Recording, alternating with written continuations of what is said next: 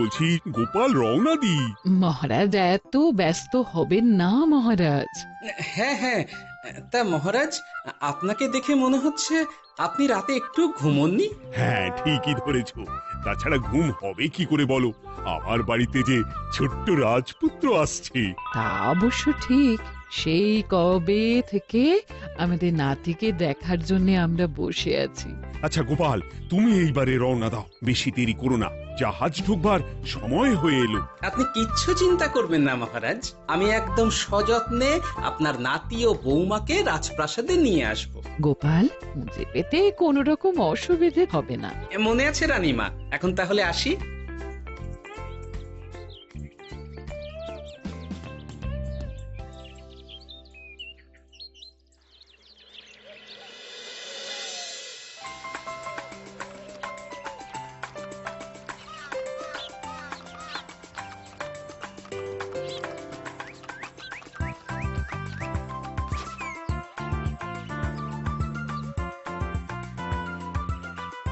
এসো এসো বৌমা, এসো।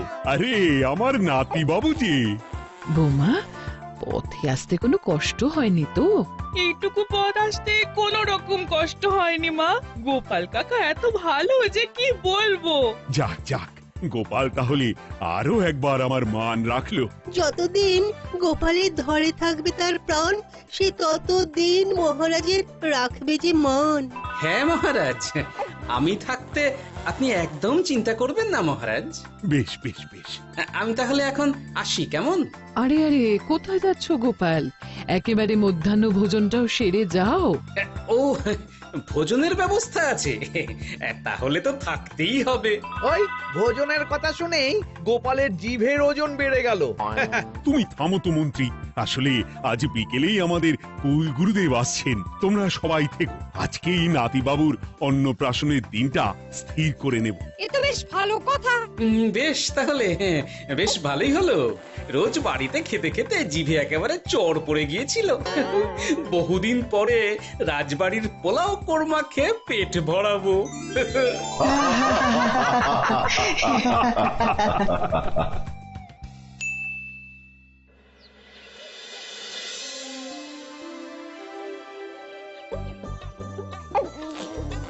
বাহ, তোদের নাতির তো ঢের উন্নতি হবে রে, খুব প্রতিপত্তি হবে, নাম যশ সব হবে, কোনো চিন্তা নেই। গুরুদেব, নাতির শরীর স্বাস্থ্য ভালো থাকবে তো? দেখ, এমনিতে খুব একটা কিছু অসুবিধা তো দেখছি না, তবে হ্যাঁ, সম্প্রতি একটা বড় সড়ো ঝড় বয়ে যাবে দেখা যাচ্ছে। কি সর্বনাশ গুরুদেব, এসব কি বলছেন? কথাটা কি সত্যি? আমি মিথ্যা বলি না, যা দেখলাম, ঈশ্বর আমাকে দিয়ে যা বলালেন তাই বললাম। তাহলে কি হবে গুরুদেব? এই বিপদ এড়াবার কি কোনো উপায় নেই গুরুদেব? ওরে, তোরা আমার পুরো কথাটা শোন, কথার মাঝেই যদি এত প্রশ্ন করতে থাকিস তাহলে আমি কিভাবে আমার কথাটা শেষ করব? হ্যাঁ, ক্ষমা করুন গুরুদেব, আপনি বলুন বলুন।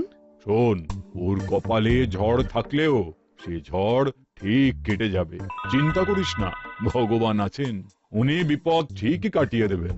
যখন বিপদ চরম সীমায় পৌঁছে যায় তখন ঈশ্বর নিজে এসে আমাদের বিপদ মুক্ত করে। সত্যি গুরুদেব, ঈশ্বর নিজে আসেন? হ্যাঁ, নিজে আসেন। জয় গুরুদেবের জয়। গুরুদেব, এইবারে তাহলে আপনি একটা শুভ দিন বলে দিন, নাতি বাবুর অন্নপ্রাশনটা ধুমধাম করে দিতে হবে তো।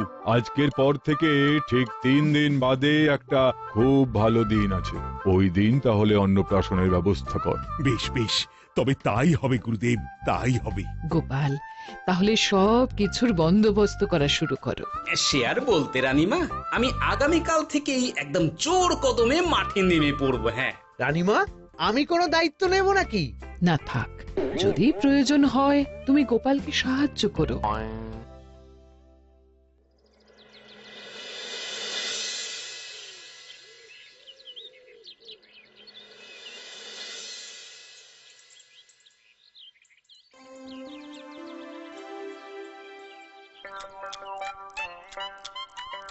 অপূর্ব হয়েছে রান্নাগুলো। সুযোগ পেয়েছে, এক একেবারে 3 দিনের খাওয়া খেয়ে নিচ্ছে। সুযোগ কি কেউ ছাড়ে মন্ত্রী মশাই? এই আপনিই বলুন না, যখনই সুযোগ পান কোষাগার থেকে একেবারে থলি ভরে ভরে মোহর সরিয়ে। থাক, মুখ বন্ধ করো, আমার ঘাট হয়েছে বলাটা। তুমি বাবু মন প্রাণ ভরে খাও, কেমন?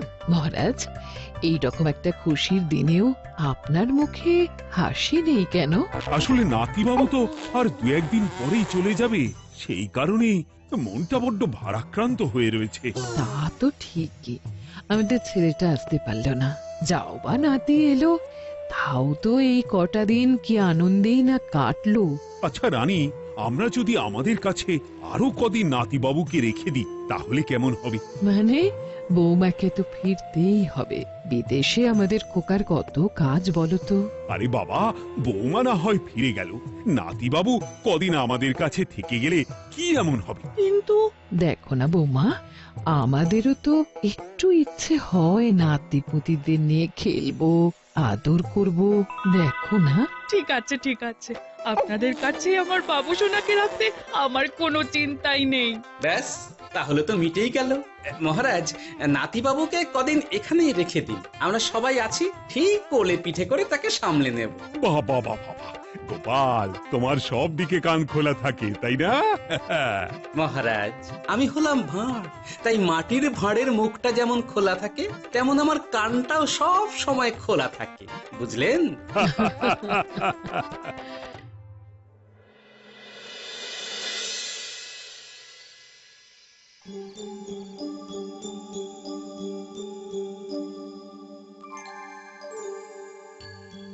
কি ব্যাপার মহারাজ, আপনি এখনো শোননি কেন?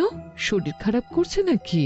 না রানী, একটা কথা খুব ভাবাচ্ছে বুঝলে। কি কথা মহারাজ? এই যে সেদিন গুরুদেব বললেন না, যখন গভীর বিপদ আসে তখন ঈশ্বর নিজে আসেন বিপদে মোকাবিলা করার জন্য। হ্যাঁ মহারাজ, বললেন তো। আচ্ছা, ঈশ্বর কি বিপদে সত্যিই নিজে আসেন?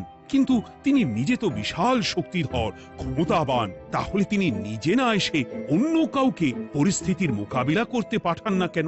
মহারাজ, ঈশ্বর কখনো কখনো নিজেই হয়তো আসেন, অথবা কখনো কারো দ্বারা বিপদ খণ্ডন করেন। ব্যাপারটা খুবই সহজ মহারাজ। না না, কিন্তু আমার মনে হয়। মহারাজ, আপনার কি মনে হয় আমি জানি না, তবে আমার যা মনে হয় আপনাকে বলেছি।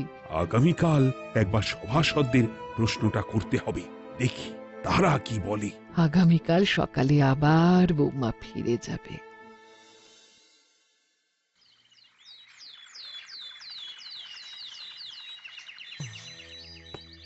আমি তাহলে আসি, আমার সন্তানকে আপনাদের কাছে কদিনের জন্য রেখে গেলাম, ওকে খুব যত্নে সাবধানে রেখে দেবেন, কেমন? তুমি কোনো চিন্তা করো না মা, আমাদের নাতিবাবু একদম দুধে ভাতে থাকবে। কদিন একটু দেশের মাটিটা চিনে নিক, তারপর না হয় আবার বিদেশে পাড়ি দেবে। এই বলো সোনা।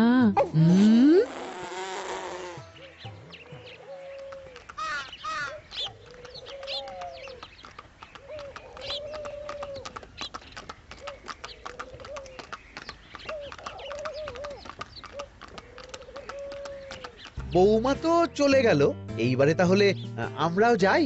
আজকেও নিশ্চয়ই বৌমার ফিরে যাওয়া উপলক্ষে রাজসভা বন্ধ থাকবে। ভুলেও এই সব কথা ভেবো না মন্ত্রী, চলো এইবারে সবাই রাজসভায় চলো, তোমাদেরকে একটা খুবই গুরুত্বপূর্ণ প্রশ্ন করব। সেরেছে, মহারাজ আবার কি প্রশ্ন করবেন ভগবান জানে। সবাই রাজসভায় এসো।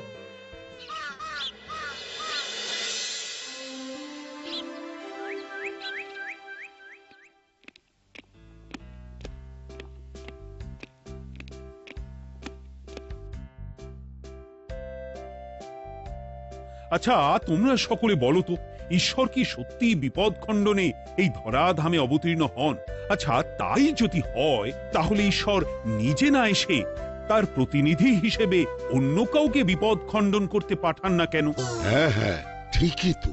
কেন কেন, ঈশ্বর তো মহাশক্তিধর, উনি চাইলেই যা খুশি তাই করতে পারেন। মহারাজ, আমাদের যেমন ইচ্ছে হলে আমরা খাই দাই ঘুমাই ঘুরে বেড়াই, ঠিক সেই রকম ঈশ্বরেরও ইচ্ছা হয় নিজে নেমে এসে জগতের কল্যাণ করার। না না না, আমি কিন্তু আমার প্রশ্নের যথাযথ উত্তর পেলাম না। এই গোপাল, তুমি কিছু বলো না, একদম মুখে কুলুপ দিয়ে বসে আছো কেন? হ্যাঁ, না মহারাজ, মুখে কুলুপ দিয়ে নেই, আসলে খিদেতে পেটে ছুঁচো দৌড় দিচ্ছে। বেশি কথা বললে খাটনি হবে, আরো খিদে বাড়বে, তাই চুপ করে আছি আর কি। ইস, শুধু খাওয়া আর খাওয়া, সব সময় শুধু খাওয়ার চিন্তা। গোপাল, ছি, লজ্জা করে না? এমন একটা গুরুত্বপূর্ণ সময়ে তুমি আমার প্রশ্নের উত্তর না দিয়ে মনে মনে খাবারের কথা ভাবছো।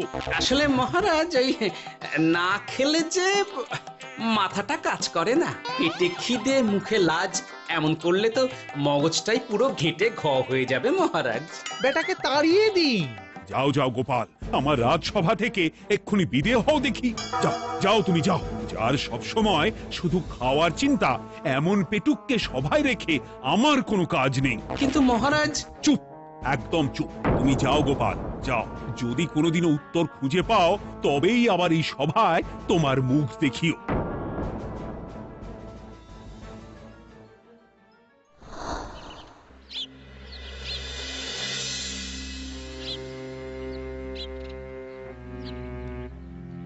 মহারাজ যে এমন সামান্য কারণে আমায় রাজসভা থেকে বার করে দেবেন ভাবতেও পারিনি।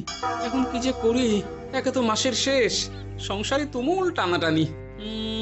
এক কাজ করি বরং, গিন্নিকে নিয়ে কদিন শ্বশুর বাড়ি চলে যায়, কদিন পায়ের উপরে পা তুলে আরাম করে আয়েশ করে দিন কাটাবো। হ্যাঁ, তাই করি।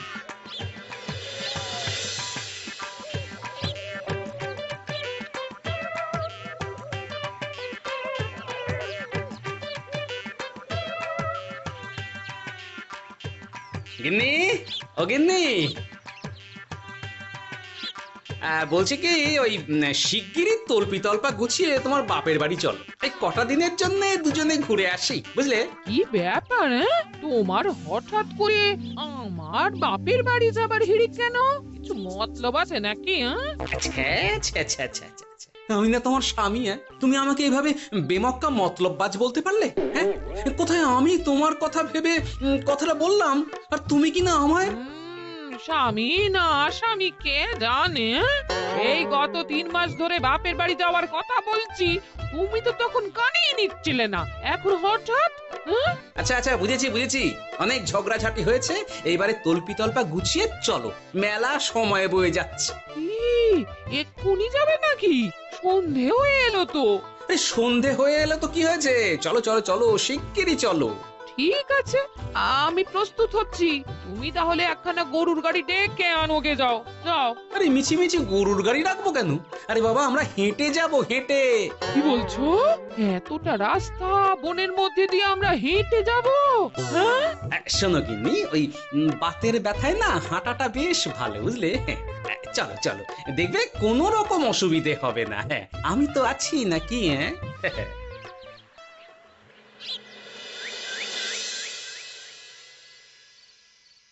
বাবা, বনটা বেশ ঘন। বলি, এই সময়ে এই বনের মধ্যে দিয়ে কেউ হেঁটে যায়? মেলা গজগজ না করে চুপচাপ এসো দেখি।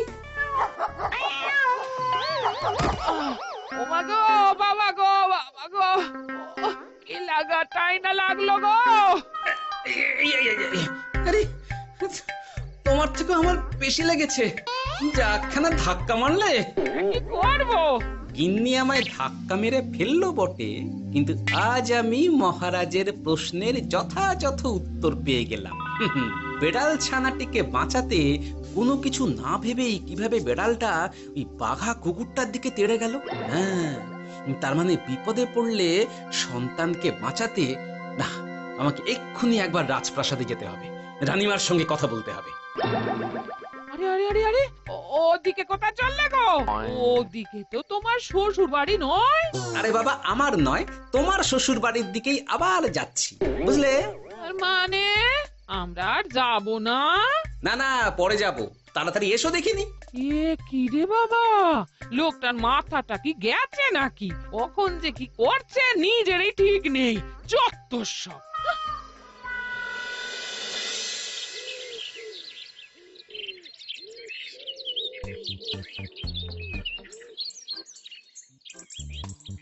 আরে গোপাল দাদা, তুমি এখন কি ব্যাপার গো? আমি একটু রানীমার সঙ্গে দেখা করতে চাই, খুব দরকার। কিন্তু এখন তো সকলে ঘুমাচ্ছে, তাই আমি তো এখন তোমাকে ঢুকতে দিতে পারবো না। আরে অযথা কথা না বলে পথ ছাড়ো, ভিতরে ঢুকতে দাও। গোপাল দাদা, তুমি এই সময় ওই ঢোকার জন্য অহেতুক জেদ করো না। তাছাড়া আমি যতদূর জানি তোমায় তো মহারাজ তাড়িয়ে দিয়েছিলেন, তাহলে আবার বহাল হব, চিন্তা করো না। দয়া করে এখন ঢুকতে দাও। গোপাল দাদা। আহ পেয়াদা, এই এই কি ব্যাপার? এত হইচই কিসের? কি হয়েছে? রানীমা, আমি আপনার সঙ্গে একটু কথা বলতে চাই, বিশেষ দরকার আছে। এসো এসো, ভেতরে এসো। তাহলে মহারাজকে তোমার পরিকল্পনা মতো বাইরে নিয়ে যেতে পারলেই উনি ওনার প্রশ্নের উপযুক্ত জবাব পেয়ে যাবেন, বলছো? সে ব্যাপারে আপনি 100% নিশ্চিত থাকুন রানীমা। এখন আপনি শুধু আমার পরিকল্পনা অনুযায়ী মহারাজকে নৌকা বিহারে যেতে রাজি করান। তারপর কি হয় সেটা আপনি নিজেই সচক্ষে প্রমাণ পেয়ে যাবেন। তোমার উপরে আমার অগাধ আস্থা গোপাল।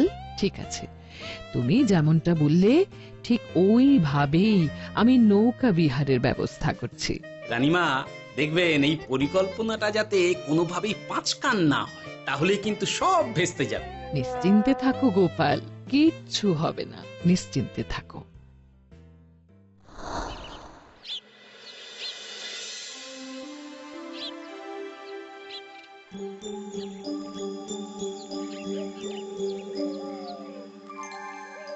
মহারাজ আবার বেজার ভোগ করে গেছেন।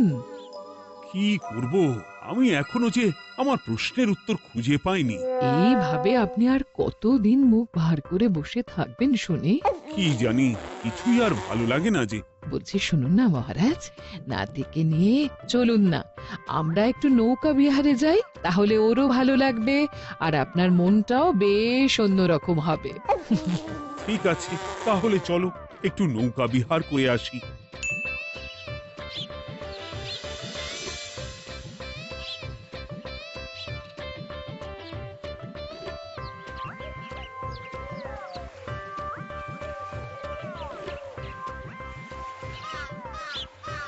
এই তো মহারাজ, আসুন আসুন, সেই কখন থেকে আপনার জন্য অপেক্ষা করছি। এ কি গোপাল, তুমি এখানে? কি ব্যাপার? তোমার সঙ্গে তোমার স্ত্রীও আছেন দেখছি। মহারাজ, কতদিন আপনাকে দেখিনি বলুন তো, তাই আজকে একদম সস্ত্রীক চলে এলাম। চলুন চলুন, সকলে মিলে নৌকো বিহার করে আসি। কিন্তু আমি তো তোমাকে তাড়িয়ে দিয়েছিলাম, তারপরেও তুমি। মহারাজ, অনেক তো হয়েছে, এখন এসব কথা ছেড়ে নৌকোতে টুকুস করে উঠে পড়ুন দেখি। কিন্তু মহারাজ অযথা দেরি করবেন না, চলুন উঠে পড়ুন।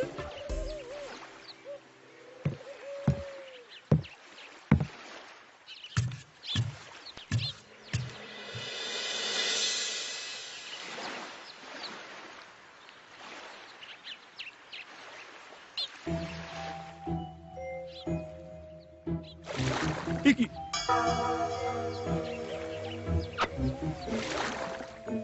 এই না, দেখো দেখো, ও কোনো সাড়া শব্দ করছে না কেন? সারা শব্দ করবেন না মহারাজ। মানে এসব কি বলছো? এই পুটুলির ভেতরে তো আপনার নাতি নেই, এখানে নাতির বদলে রয়েছে একখানা খেলার পুতুল। এসব কি বলছো তুমি? এইটা যদি পুতুলি হয় তাহলে আমার নাতি বাবু কোথায়? হ্যাঁ, আপনার নাতি এইখানে একদম সুরক্ষিত অবস্থাতেই আছে। যাক বাবা, আমি যে কি ভয় পেয়ে গেছিলাম তার কি বলবো। কিন্তু রানী, তুমি আমার সঙ্গে হঠাৎ কেন এমন ছলনা করলে? আমার কথাই মহারাজ। কেন? আসলে আমি আপনাকে এই ঘটনার মধ্যে দিয়ে আপনার প্রশ্নের আসল উত্তরখানা দিতে চেয়েছিলাম, তাই। গোপাল, কি বলতে চাইছো একটু খুলে বলো তো। আপনি জানতে চেয়েছিলেন যে ঈশ্বর যেহেতু বিশাল ক্ষমতাধর, তাই সন্তানের বিপদে তিনি নিজে না এসে অন্য কাউকেও তো তার প্রতিনিধি হিসাবে বিপদটা কাটাতে পাঠাতে পারেন। হ্যাঁ, কিন্তু তার সঙ্গে এই ঘটনার কি সম্পর্ক শুনি?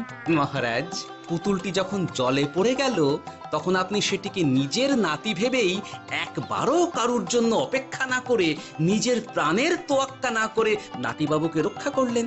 মহারাজ, আমরা ঈশ্বরের মানব সন্তান।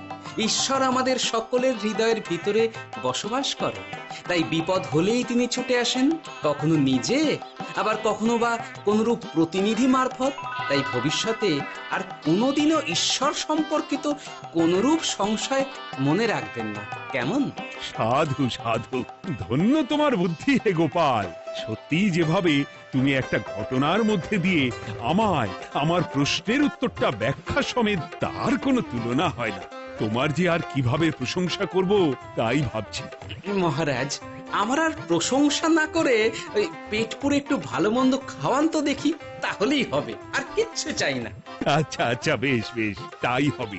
আগামী 7 দিন তোমার সস্ত্রীক সহ রাজবাড়িতে দুবেলা আহারের নিমন্ত্রণ থাকলো, কেমন? ব্যাস, আর কি চাই?